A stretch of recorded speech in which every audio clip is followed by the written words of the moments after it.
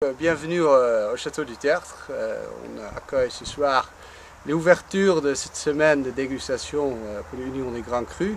On reçoit avec tous les propriétaires la presse internationale pour justement découvrir ce nouveau millésime 2011. Voilà, qu'est-ce qu'on peut dire sur les 2011? Je pense les 2011, c'est absolument des vins qui vaut la peine de les goûter. C'est très difficile après un grand show comme les 2009 et les 2010 de trouver une personnalité pour ce millésime. Je pense que surtout sur un plan de consommateurs, ils vont être ravis justement parce que c'est souvent dans un millésime comme ça, qu'on peut appeler un peu shadow vintage, les gens vont trouver beaucoup de bonheur. Et je pense que quand on parle spécifiquement de nos propriétés ici au Tertre, on a réussi vraiment de ramasser des fruits très mûrs, avec surtout pour les Cabernet Sauvignon. On a une certaine opulence et en même temps une très jolie acidité qui rend les vins en fait assez digestes.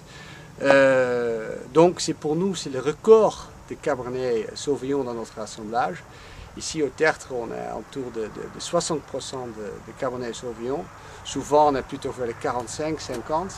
On a 20% de Cabernet Franc, ça c'est un peu le treasure de la propriété parce qu'on a sur la propriété presque 26% de Cabernet Franc planté.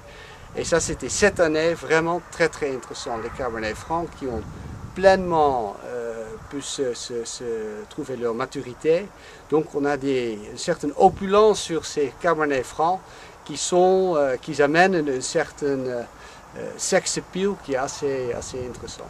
Et en même temps, il n'y a donc que 10% de Merlot et il y a également 10% de Petit Verdot.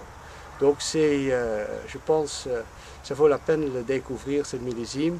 Et donc pour Giscourt, c'est un domaine où on a beaucoup plus de Cabernet Sauvignon sur la propriété. Donc on se retrouve avec un assemblage qui est plutôt vers les 75% Cabernet Sauvignon. Il y a une vingtaine de Merlot et 5% de Petit Verdot. Et c'est très intéressant justement d'essayer de comparer ces deux crus classés. Du Tertre, déjà par son nom, ça veut l'expliquer qu'on se trouve sur le plan cumulant d'appellation Margaux. Et en même temps, on a donc des terroirs qui sont très chauds, beaucoup de graves assez prononcés, qui tiennent bien la chaleur et qui donnent cette générosité dans la personnalité de son vin. Après Giscourt, qui se touche en fait, c'est pas loin du tout. Et là-bas, on est sur un style de vin qu'on peut nommer une personnalité plus intellectuelle. On se trouve avec un terroir plus près de la rivière, donc les influences de ce terroir cette rivière était beaucoup plus importante sur son terroir. Donc vous pouvez imaginer qu'on a des cailloux qui ont plus travaillé ensemble et on trouve un terroir qui est plus dense. Donc l'effort à la structure racinaire sont aussi plus importants. Et ils ont besoin de se battre davantage, de chercher en profondeur. Donc on trouve cette intellectualité qui est assez intéressante, surtout d'un part bien les Cabernet Sauvignon. Voilà.